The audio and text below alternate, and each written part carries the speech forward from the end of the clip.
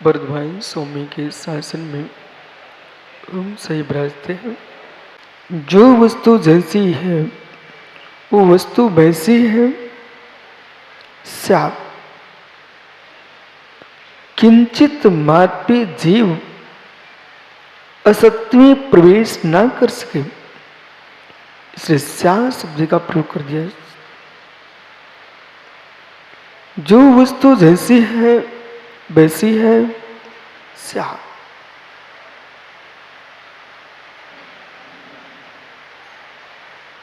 एक ही समय में स्यात्। जो वस्तु जैसी है वैसी है उन्हें स्यात्। जब आप ऐसा कहते हैं कि वस्तु का वस्तु तो त्रैकालिक है, फिर स्यात् शब्द का प्रयोग क्यों किया? और ये स्यात् को जगत नहीं जानता है, इसलिए मिथ्यात्व फैल गया ब्रह्मांड में।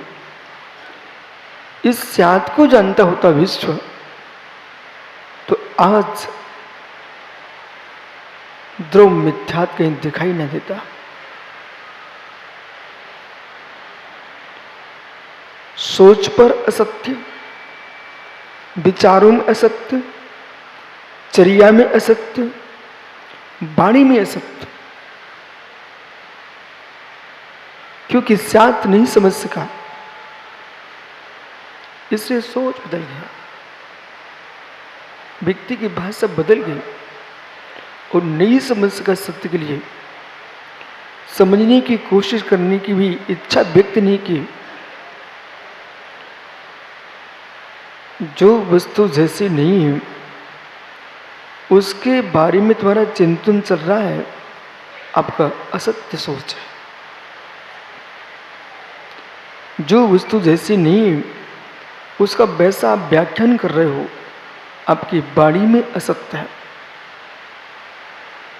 जो वस्तु जैसी नहीं है उसको आप क्रियान्वित कर रहे हो, आपके शरीर में असत्य। विश्वास दिलाता है तन का सत्य, पूज्यता दिलाता है। वचन का सत्य जगत में विश्वास दिलाता है, तन का सत्य पूज्यता दिलाता है, चैतन्य का सत्य परमात्मा बनाता है।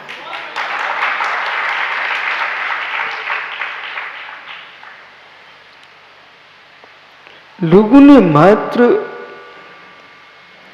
बोलने का नाम सत्य समझ रखा है, जबकि बोलना मात्र सत्य नहीं है। बोलना तो असत्य पर भी सत्य होता है, असत्य बोलने पर भी सत्य होता है और सत्य बोलने पर भी असत्य होता है। बड़े बड़े द्वंद्व जीवों को जो मोक्ष मार्ग में कदम रख चुके हैं, उन्हें सबसे पहले सत्य समझना पड़ेगा। जब तक सत्य नहीं समझ में आया है तब तक आप मोक्ष मार्ग में चल कैसे रहे? क्रोध लोभ भीरित्व हास प्रत्यखंड भाषण च पंच।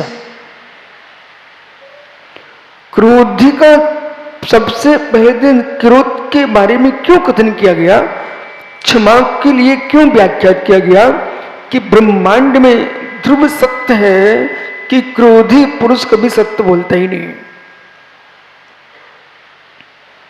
संसार में क्रोधी कभी सत्य नहीं बोल पाएगा, और जो यूं कह रहा मैं सत्य बोलता हूं, बेटा अभी तुम थोड़ा पढ़ के आओ, अभी तुमने सत्य की परिभाषा को नहीं सीखा है। अरे मैं सत्य बोलता हूं, थोड़ा और सीख के आओ, और चिल्लाता है, अभी और सीखने की जरूरत है आपको। मित्र, उसने झूठ बोला कि नहीं बोला ये मुझे मालूम नहीं है, पर तुम जो आंखें दिखा रहे लाल लाल, ये तुम्हारी झूठी हैं। क्षमा भाव की आंखें लाल नहीं होती है, क्षमा भाव का चेहरा रक्त नहीं होता है, क्षमा भाव का परिणाम विशुद्ध होता है, पवित्र पावन होता है। मित्र, आप जो चेहरा दिखा रहे हो आपके चेहरा पर ही सत्य नहीं है।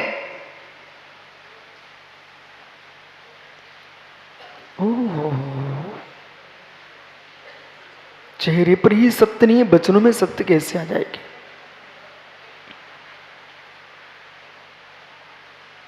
इसलिए जो व्याख्यान चल रहे हैं जगत में, ताली पीटों और समय पूरा हुआ, हम जा रहे हैं, लेकिन तत्व को तो समझना चाहिए।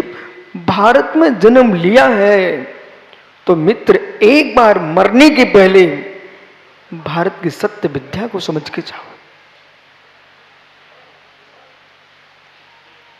लोग यहां आ रहे हैं विदेश से इस बात को समझने के लिए कि भारत की भूमि में कौन सी वस्तु है जहां के लोग शांत जीवन जीते हैं।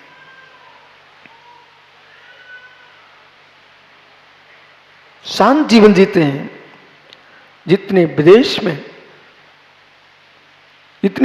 में विदेशी लोग जिन्हें अपना महात्मा मानते हैं, विदेशी लोग जिनको अपना पूज्य मानते हैं, मेरा उनसे प्रश्न है, तुम्हारे पूज्यों की हत्या किसने की है?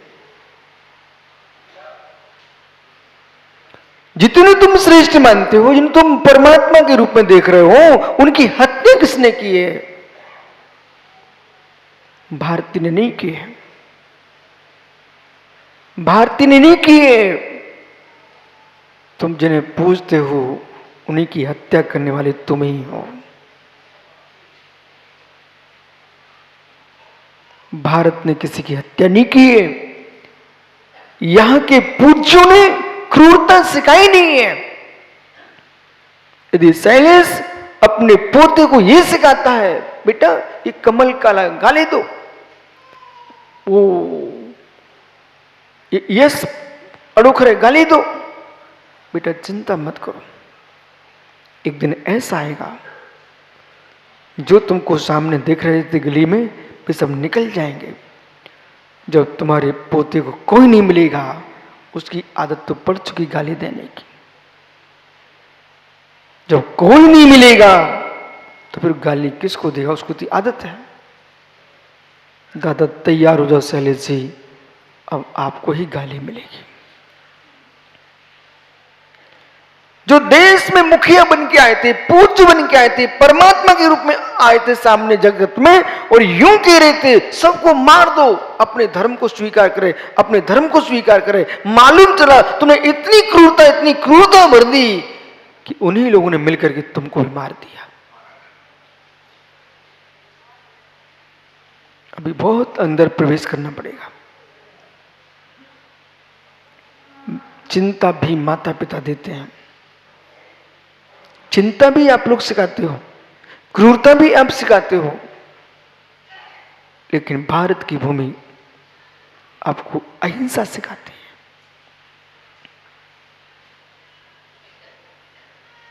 संस्कारों के भीतर प्रवेश करना, और कुछ आपको ऐसा दिखेगा, ऐसा नहीं कहेंगे तो कैसे काम चलेगा। मैं आपको ले चलता हूं। एक बालक प्रसन्न बैठा हुआ है, खेल रहा तो खेल ही रहा है, आनंद में मगन है। पिताजी पहुंचते हैं, बेटी तुझे चिंता नहीं है पढ़ाई की? वो चिंता शब्द ही नहीं जानता था बेचारा। बालक तो चिंता शब्द ही नहीं जानता था। जन्म घुटी पिलाने के साथ तुमने चिंता पिला डाली। वो क्या बोले विश्व सागर जी, ओह आपको चिंता ही नहीं है, बेटे पढ़ाई कर। अब बालक सोचता है चिंता नाम की कौन सी वस्तु है? पढ़ने का विचार करो। जो बालक जन्म से लेके नहीं आया था, हे जननी हे जनक, वो बालक प्रथम दिन सीख गया चिंता करना। तुमने क्या कर डाला? ये क्या कर डाला? जो बच्चे दुर्व्यसन नहीं जानते वो मित्र सिखाते हैं, जो दुर्व्यसन नहीं जानते वो मित्र सिखाते हैं, और जब दुर्व्यसन लिप्त होता है बे मित्र समझाते कि ऐसा मत करो। जो जनक के तथा बेटा तुमको चिंता नहीं है पढ़ने की। आज जनक जननी ने एक संस्कार दे दिया कि बेटा चिंता करना सीख ले। बोले क्या मतलब? किसी काम को करने का विचार करो। काम करने का विचार को चिंतित होके विचार करो कि विवेक से विचार करो, ये नहीं बताया। चिंता करो। ओहो, चिंता करो मतलब क्या हुआ? आपने वो संस्कार दे दिए। अब कुछ दिन के बाद बालक बड़ा हो गया, पुनः कहता पिता बेटा चिंता नहीं है तुमको कुछ करने की, कार्य योग्यता पर होगा। समल कृष्ण गांधी भाई, ये चेहरा सुखाने से मोक्ष नहीं मिलेगा न धन मिलेगा। कुछ लोगों ने दादा गोपाल दास जी ऐसे मोक्ष मार्ग की परिभाषा बना के रख दी है जिनका आगम में कोई जिक्र ही नहीं है। बोले मोक्ष मार्ग इन चेहरा लटका के बैठ जाओ, नहीं चलता कि जैसे ही लघु शंका लगी वही निकलना शुरू हो गया।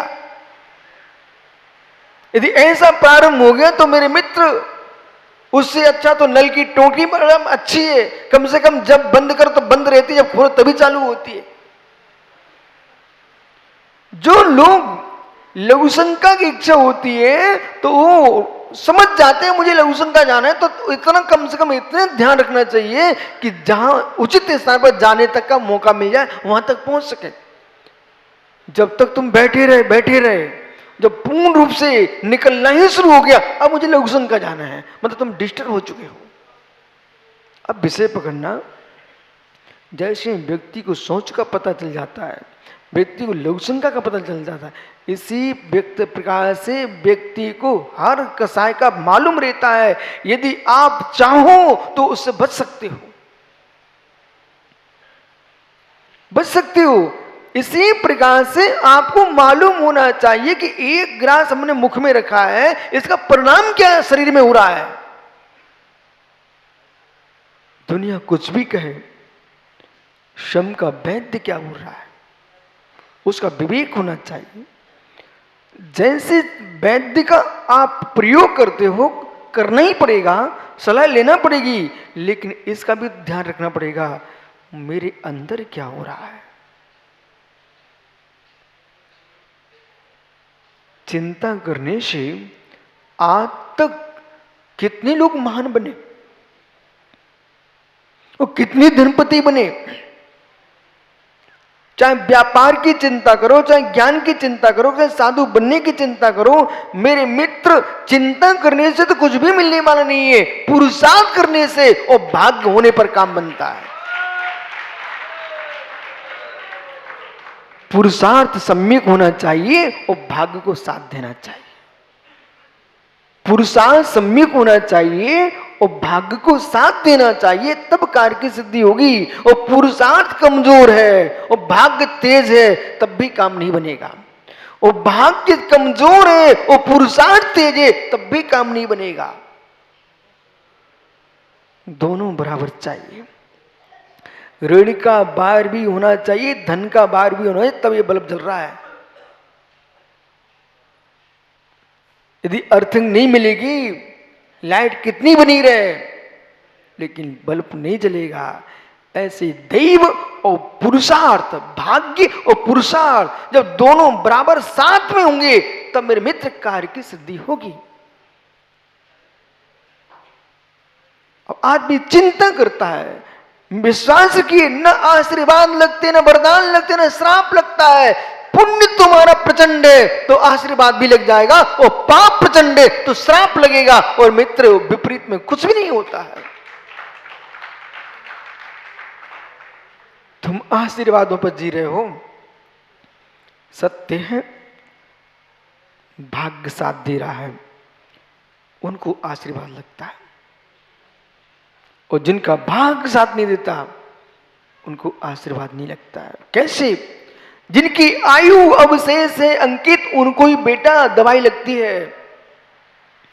जिनकी आयु अवशेष है उनको दवा लगती है, दुआ भी लगती है। जिनकी आयु नष्ट हो चुकी है उनको न दवा लगती है न दुआ लगती है। सत्य के पास चलना चाहिए, सत्य का जीवन सुनिए आप। ये सब असत्य के विचार है, असत्य की सोच है। वहां सिर टेकेंगे तो काम बनेगा।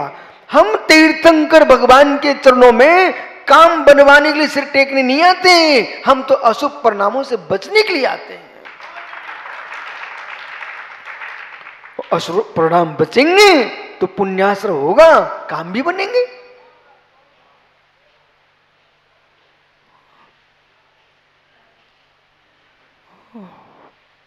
चिंत्या निस्ते ज्ञानम, चिंता से ज्ञान का नाश होता है।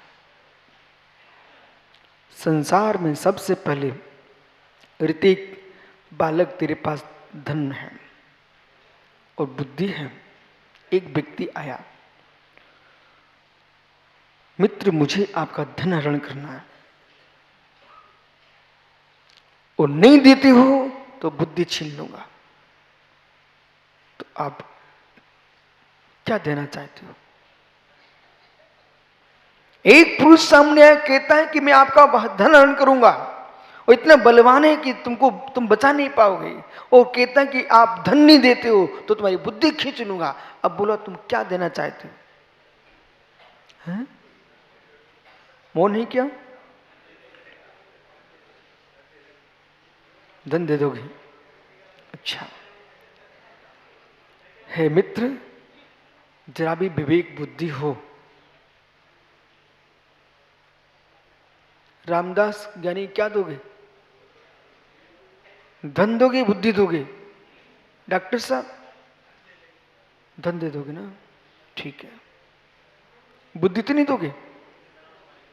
ये यहां पर कह रहे हैं कि ऐसा करके दिखाओगे।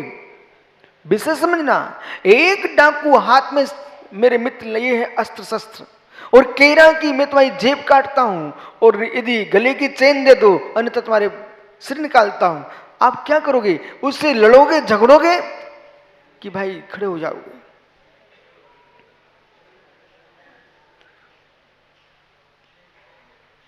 लड़ना नहीं, झगड़ना नहीं। मित्र बुद्धि और प्राण बचेंगे तो धन तुम पुनः कमा लेंगे, और प्राण ही चले गए तो मेरे मित्र धन तो ले ही जाएगा, बचेगा तुम कौन रखाएगा?